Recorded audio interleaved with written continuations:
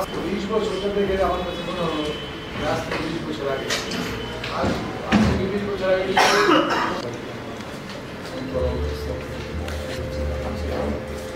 বৈশাখী টেলিভিশনের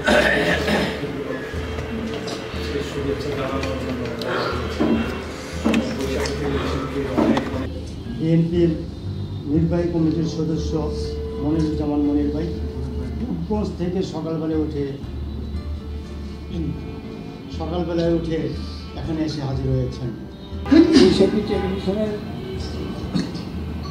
20 বছর পূর্তি অনুষ্ঠানে এখানে আসতে পেরে আনন্দ উপভোগ করছি এবং বৈশাখী টেলিভিশনের উত্তরোত্তর সমৃদ্ধি কামনা সহ এর সাথে যারা জড়িত আছেন সকলকে নারায়ণগঞ্জ নাগরিক কমিটির পক্ষ থেকে অভিনন্দন, শুভেচ্ছা। বিগত ফেসিস্ট জমানায় 17 বছর সংবাদপত্রের কোনো স্বাধীনতা ছিল না। টেলিভিশন চ্যানেলগুলিকে একটা এগুলি দেখতেই না মানুষ, আমিও নিজেও দেখতাম না।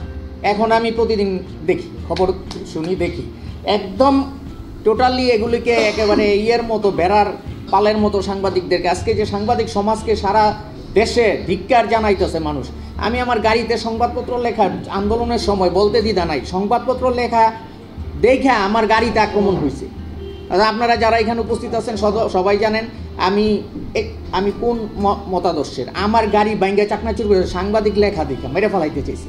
রাজনৈতিক কর্মী হিসাবে আমি সেদিকে না যেয়ে আমি শুধু বলবো বৈশাখী টিভির আজকের এই 19 বছর পেরিয়ে 20 বছরের পদার্পণ, একটা দীর্ঘ সময়। বৈশাখী টিভি অতীতে কী করেছে, ভবিষ্যতে কী করবে, সেই প্রেক্ষাপট নিয়ে আমরা আলোচনা করতে পারি সংক্ষেপে।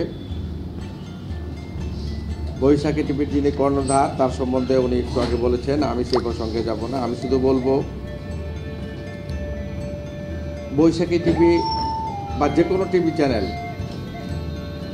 5ই অগাস্টের আগে তাদের কথা বলার ঢং, কথা বলা সব কিছুই আমাদের অনেকেরই পছন্দ হয়েছে, অনেকেরই ম্যাক্সিমাম লোকেরই পছন্দ হয় নাই। তো আজকের এই অনুষ্ঠানটি যেভাবেই হোক, আমি আশা করব বৈশাখী টিভি তার এই 20 বছরে পা দিয়ে এই স্বৈরাচার বিরোধী আন্দোলনে যারা রক্ত দিয়েছে, যারা জীবন দিয়েছে, তাদের আত্মার প্রতি আমি শ্রদ্ধা জানিয়ে, সম্মান জানিয়ে আজকে বৈশাখী টিভির এই জন্মদিনে, নতুন বছরে 20 বছর অনেক সময়। এই সময়ে ভবিষ্যতে আমরা দেশ, জাতি, মানুষ এবং গণতন্ত্রের জন্য কথা বলবো, সত্য কথা বলবো। সাংবাদিকতা বলতে যদি আমরা বুঝি, এই দেশের স্বাধীনতার কথা যদি আমরা চিন্তা করি, 71-এর আগে ইত্তেফাক জাতীয় দৈনিক, অন্যতম জাতীয় দৈনিক, যে পত্রিকাটি এই দেশের স্বাধীনতা সংগ্রামে অনেক ভূমিকা রেখেছে, তার মালিক, তার প্রতিষ্ঠাতা তোফাজ্জল হোসেন মানিক মিয়া, যাকে আমরা সাংবাদিকতার প্রতিকৃত হিসাবে জানি, তার লেখনীতে আমরা স্বাধীনতার অগ্নিবীণা দেখেছি। তার সৎ সাংবাদিকতা আমাদের স্বাধীনতার সংগ্রামকে অনেক দূরে এগিয়ে দিয়েছে। যে সাংবাদিকতা অর্থ যে আমি মুক্ত সাংবাদিকতার করার অর্থ এটা নয় যে আমি যা খুশি তা লিখতে পারি।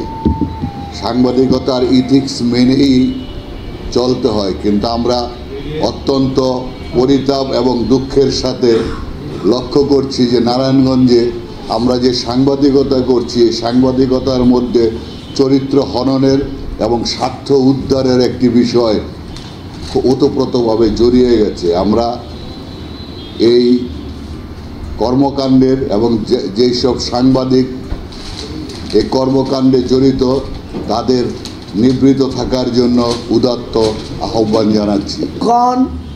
গণতন্ত্র প্রতিষ্ঠার পথে গত 5ই আগস্ট ছাত্র শ্রমিক জনতা রক্তের বিনিময়ে আজকে গণতন্ত্র প্রতিষ্ঠা হচ্ছে। বাক স্বাধীনতা ফিরে এসেছে, সংবাদপত্রের স্বাধীনতা ফিরে এসেছে। মাসুদ ভাই নিজে বলেছেন যে সংবাদপত্রের স্বাধীনতা যা ইচ্ছা তা না। আপনারা লেখেন, সকল রাজনীতিবিদের চরিত্র একরকম না, সকল সাংবাদিকের চরিত্র একরকম না, সকল ব্যবসায়ীর চরিত্র একরকম না, সেখানে ভালো মন্দ আছে। আপনারা যাচাই বাছাই করে লিখবেন। যে অনৈতিক কার্যকলাপ করবে তার বিরুদ্ধে অবশ্যই লিখবেন। কিন্তু আপনারা এখনও কেন লেখেন না বৈষম্য বিরোধী ছাত্র আন্দোলনে যারা হত্যাকারী আসামি সেলিম ওসমান এখনও টাকা পয়সা মানুষকে ফোন করে হুমকি দেয়, এখনও বিভিন্ন সেক্টরে ভোট দেওয়ার জন্য রিকোয়েস্ট করে, তাকে কেন গ্রেপ্তার করেছে না? অনেকে বাড়ি বসে এখনও বিভিন্ন তারা আগে যেসব সেক্টরের দায়িত্বে ছিলেন সেই সেক্টরের কর্মকর্তাদের দায়িত্বে বৈঠক করেন, কেন এগুলি লেখেন না? আমি অন্যায় করলে আমার বিরুদ্ধেও লেখেন। বৈশাখী টেলিভিশন ভূমিকা রাখবে, এটা আমরা প্রত্যাশা করি।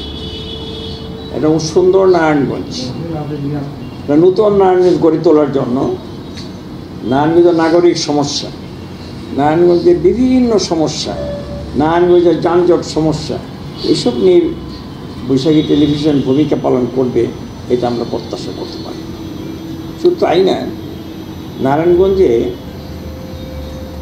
যারা যারা আগে ছিলেন লোক তো তারা সবাই আছে, কিছু লোক পালিয়ে গেছে, বেশি লোক তো জানি পালিয়েছেন লোক তারা খুব বেশি নাই। কিছু লোক দেশেই লুকিয়ে মুখিয়ে আছে, কিছু লোক দেশের বাইরে পালিয়ে গেছে, কিন্তু যারা আছে সব জায়গায় তারাই তো আছে। আমাদের প্রশাসনগুলো যেখানে আছে সেখানে নতুন লোক তো নাই, কেউ তো ফরিদপুর থেকে আসছে, কেউ রাজশাহী থেকে আসছে, কেউ রংপুর থেকে বগুড়া থেকে আসছে, কিন্তু আগে তারাই তো ছিলেন। আগে যে কাম করছেন ওই কাম বন্ধ করা, যে স্বভাব ছিল সেই স্বভাব বদল করা অনেক কঠিন কাজ। আল্লাহ রাসূল একটা কথা বলছেন, এইটা বিশ্বাস করা যত সহজ, একটা পাহাড় এখান তোমার সরে গেছে, এটা বিশ্বাস করা যত কঠিন, কাজে বেশি কঠিন হলো কেউ যদি বলে যে ভাই স্বভাবটা বদল হয়ে গেছে, এটি বিশ্বাস আরও অনেক কঠিন। কাজে 5 টাকা পর্যন্ত যে যা করছেন সেগুলো এখনই ভুলে যাবেন, এত সহজে বদলে যাবে এমনটি হয় না। আমি একদিন বলেছিলাম যে আমাদের নারায়ণগঞ্জে প্রশাসন যারা আছেন, মনে করেন আমাদের ডিসি সাহেব, এসপি সাহেব, আবার সিটি কর্পোরেশন একজন নির্বাহী আছেন, ওনারা এজ এ ম্যান খারাপ মানুষ, কথাবার্তা শুনতে খুব ভালো লাগে। 3 জনে মনে হয় পীরের মতোই, 3 জনে সারাদিন ওদেরকে লোকজন চায়, ওরা কথাবার্তা শোনেন, কাউকে চাও খেতে দেন, কিন্তু কাজ কিছুই হচ্ছে না। জন্মলগ্ন থেকেই স্বাধীনতার কথা বলে তাদের স্লোগান, এইভাবে তাদের যাত্রা শুরু হয়েছিল। কিন্তু বৈশাখীর মালিকের স্বাধীনতা নেই। আপনারা জানেন বৈশাখীর মালিক ডেস্টিনি করত, সেখানে মামলা হয়েছে, ভাগ্যের নির্মম পরিহাস, দীর্ঘ সময় অতিবাহিত হলেও কোন সুতার টানে তার জামিনও হয় না, তার মামলাও প্রসিড হয় না, সে জেলখানায় আছে। তারপরেও বৈশাখী হাঁটি হাঁটি পাপা করে টিকে আছে, লড়াই সংগ্রাম স্ট্রাগল করে বৈশাখী তার কাজকে চালিয়ে যাচ্ছে। এবং বৈশাখী অত্যন্ত বস্তুনিষ্ঠভাবে তাদের টিভি চ্যানেলটা পরিচালিত করছে। আমি আমার বক্তব্যের শুরুতেই বৈশাখী এবং বৈশাখীর যে প্রতিনিধি আমার খুবই স্নেহভাজন রফিকুল ইসলাম রফিক, এবং বৈশাখীর সাথে যারা সংশ্লিষ্ট, শুধু বৈশাখী না অন্যান্য চ্যানেলের সাথে যারা সংশ্লিষ্ট, কারণ আমাদের সবাইকে লড়াই সংগ্রাম করেই আমাদের বাঁচতে হয়। তাই আমি সবাইকে সম্মান জানিয়ে আমি এই কথা বলতে চাই যে আমাদের নারায়ণগঞ্জ যদি বেঁচে থাকে তাহলে আমাদের অস্তিত্ব আছে, আর আমাদের নারায়ণগঞ্জ যদি অসংলগ্ন থাকে, অপরাধীদের অভয়ারণ্য হয়ে যায়, কিংবা কোনো সমস্যার সমাধান হয় না, একটা ব্যতিক্রম নারায়ণগঞ্জ। এক সময় দেখা গেছে একটা পরিবারের কাছে জিম্মি নারায়ণগঞ্জ, আর একটা এখন দেখা যাচ্ছে যে কোথায় যে একটা অদৃশ্য শক্তির কাছে নারায়ণগঞ্জ জিম্মি, সেটা কিন্তু আমরা এখনও কেউ বুঝতে পারি না। খোঁজার চেষ্টা করছি, খুঁজেও পাই না। প্রশাসনের কাছে গেলে হাসি মুখে, যেটা মহিন ভাই বলেছে, এক কাপ চা, কথা শুনলেন, শোনার পরে আচ্ছা দেখব। পুলিশ প্রশাসনের কাছে গেলে বলে কোন থানা, ফতুল্লা থানা, আচ্ছা ফতুল্লা থানা ওসিকে বলে দিচ্ছি। এইভাবে তো সমস্যার সমাধান হবে না। আপনারা প্রজাতন্ত্রের লোক, কিন্তু আপনারা দায়িত্ব পালন করতে কেন ভয় পাচ্ছেন, কিংবা চুপচাপ বসে আছেন, কী কারণ আমি জানি না। আর ট্রাফিক পুলিশ মনে হয় যে আমাদের এই যে বিপ্লব সংগ্রাম সব কিছুর বিফলে ট্রাফিক পুলিশ আজকে বোধ হয় আমাদের উপর প্রতিশোধ দিচ্ছে। কারণ এই ট্রাফিক পুলিশ যখনই এখানে এই যানজটকে এখান থেকে নিয়ন্ত্রণ করে, আমরা দেখি বাসের চেয়ে অন্যান্য যানবাহনের চেয়ে ওই আপনার গার্মেন্টসের বড় বড় ট্রাকগুলি যায়, ভ্যান কভারগুলি যায়।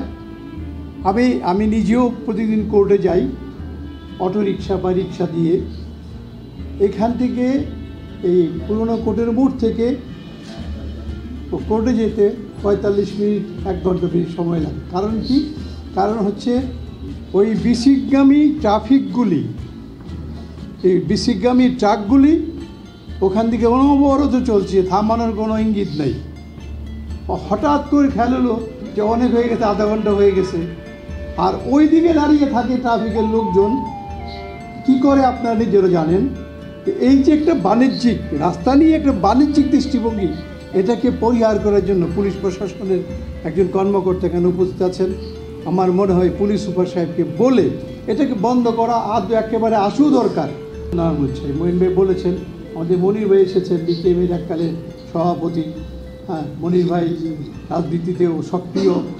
আমরা চাই যে আপনারা এখানে টিপু সাহেব আছেন, জামাত ইসলামের নেতৃবৃন্দ আছেন, হ্যাঁ, বিএনপি আন্দোলনের নেতৃবৃন্দ আছেন, যারা রাজনীতিতে সক্রিয়, নারায়ণগঞ্জকে নিয়ে ভাবেন, নারায়ণগঞ্জকে আগামীতে নেতৃত্ব দেবেন, এটা মনে করেন। আপনারা দয়া করে নারায়ণগঞ্জটাকে সঠিকভাবে শুধু বললে হবে না। মঈন ভাইয়ের একটা স্লোগানের সাথে আমি একমত, আরেকটার সাথে একমত না। কোনটার সাথে একমত? বিশৃঙ্খল নারায়ণগঞ্জ। আর একমত না প্রশাসন কিছু করে না। কেন করে না? আপনারা কি করতে, আপনারা এটার প্রতিবাদ করেন না কেন? আপনারা সবাই মিলে প্রশাসনকে গিয়ে চাপ দেন না কেন যে নারায়ণগঞ্জ 7 দিনের মধ্যে ঠিক করতে হবে? এইটা তো করতে হবে, না করলে হবে না। আমার মনে হয় এখন যারা এই মুহূর্তে যে রাজনীতিতে সরব এবং রাজনীতির হাল ধরেছেন, আপনাদের সবাইকে প্রশাসনকে বাধ্য করানোর জন্য সর্বাত্মক চেষ্টা করতে হবে। শুধু বললে এটা শেষ হয় না, করার জন্য উদ্যোগ নিতে হবে। আমরা সাংবাদিক সমাজ, নাগরিক সমাজ আপনাদের পাশে সব সময় থাকবো। নারায়ণগঞ্জ আসার পরে আমার মনে হয়েছিল যে এটা আসলে একটা ঢাকার পরে কিন্তু নারায়ণগঞ্জ অবস্থান, এটা সিটি কর্পোরেশন, কিন্তু সেরকম কিন্তু ডেভেলপমেন্ট হয় নাই। এখানে রোডস কিন্তু সেরকম হয় নাই। শুধু পুলিশের উপর দোষ দেন, ঠিক আছে, খেয়েছে, আমি মেসেজটা স্যারের কাছে পৌঁছাবো, কিন্তু আমি কিছু ক্লারিফাই করতেছি, কিছু কথা আপনাদের মাথায় সবার একটু চিন্তা ভাবনা করার জন্য। দেখেন, এই মোড়টা হচ্ছে কোনো সাইন্টিফিক ওয়েতে হয় নাই।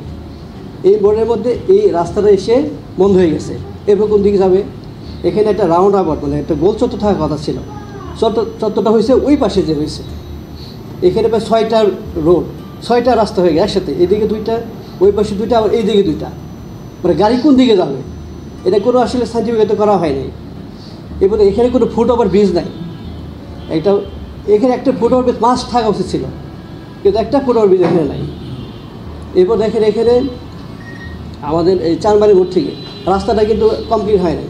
রোডস অ্যান্ড হাইওয়ে কী করছে? অর্ধেক রাস্তা করছে, আর রাস্তা করে না। এই রাস্তা, এটা দায়িত্ব আমাদের না, কিন্তু এটা কিন্তু পুলিশের দায়িত্ব না, এটা রোডস অ্যান্ড হাইওয়ে দায়িত্ব, রাস্তাটা কমপ্লিট করে নিয়ে আসা, সেটা করে নাই। মোড়ের সামনে এখানেই আবার স্ট্যান্ড বাম পাশে, ঠিক আছে। অনেকগুলো ফ্যাক্টর জড়িত। আমার একটু পরামর্শ দেবো, সেটা হচ্ছে যে প্রত্যেক মাসে জেলা প্রশাসক কার্যালয়ে আইন শৃঙ্খলা কমিটির সভা হয়, জেলা উন্নয়ন কমিটির সভা হয়। জেলা উন্নয়ন কমিটি হচ্ছে সেখানে যতগুলো ডিপার্টমেন্ট আছে, সেখানে প্রায় জেলায় 60 থেকে 65টি ডিপার্টমেন্ট আছে। এই জেলায় কী কী উন্নয়ন হবে, সেখানে প্রত্যেক ডিপার্টমেন্টে সেখানে প্রতিনিধি থাকে, চিপরা থাকে। এখানে আপনাদের প্রতিনিধি থাকে, অবশ্যই থাকে, না থাকলে আপনারা যাবেন। এবং আইন শৃঙ্খলা কমিটি অবশ্যই আপনারা থাকেন না? সেখানে কিন্তু আপনাদের কথা বলার সুযোগ আছে। যে আরেকটা বিষয় আমি জাস্ট ক্লারিফাই করতেছি, হ্যাঁ, এই 5 আগস্টের পরে হচ্ছে কি আমাদের অনেক ইন্ডাস্ট্রিগুলো বন্ধ হয়ে গেছে, এবং আইন শৃঙ্খলা যে মাঝখানে আমরা 2-3টা কাজ করি নাই। তারপরে দেশের যে পরিমাণ ইজি বাইক এবং ব্যাটারিচালিত রিক্সা বেড়েছে, মানে গ্রাম থেকে তারা শহরে চলে এসেছে। এবং আপনারা জানেন যে এই কয়েকদিন আগে হাইকোর্ট একটা অর্ডার করছিলেন যে ঢাকা শহরে কোনো ইজি বাইক চলবে না। সেই অর্ডারটা কিন্তু স্টে হয়ে গেছে। ডিএমপির মতো জায়গায় যেখানে হাইকোর্টের অর্ডার যদি স্টে হয়ে যায়, তাহলে আমরা নারায়ণগঞ্জ জেলা কী করবো? ঠিক আছে, মানে এই যে ফুটপাতে যে মানুষ চলাচল করতে পারতেছে না, এটা কিন্তু আমাদেরও হেঁটে, শুধু আপনার আমরাও বক্তব্য। কিন্তু এইটা কিন্তু এখনও সরকার থেকে শুধু ফুটপাত ক্লিয়ার করতে বলছে, কিন্তু ফুটপাত রাস্তার যে টং বসে দিয়েছে, ভ্যানের মধ্যে যে কী বলে আনারস বিক্রি করে, পেয়ারা বিক্রি করতেছে, এটা কে বন্ধ করবে? এটা শুধু আমরা যদি এখন যাই, পুলিশ যদি একা যায়, একা কিন্তু পারবে না, এটা সমন্বিতভাবে করতে হবে। এটা ম্যাজিস্ট্রেট থাকতে হবে, সেনাবাহিনী থাকতে হবে, যেহেতু সেনার মাঠে আছে অবশ্যই তারা থাকবে, সিটি কর্পোরেশন এখানে ওরা আছেন, সবাই মিলে চিন্তা ভাবনা করতে হবে। এখানে কিন্তু কি চাঁদা নেয়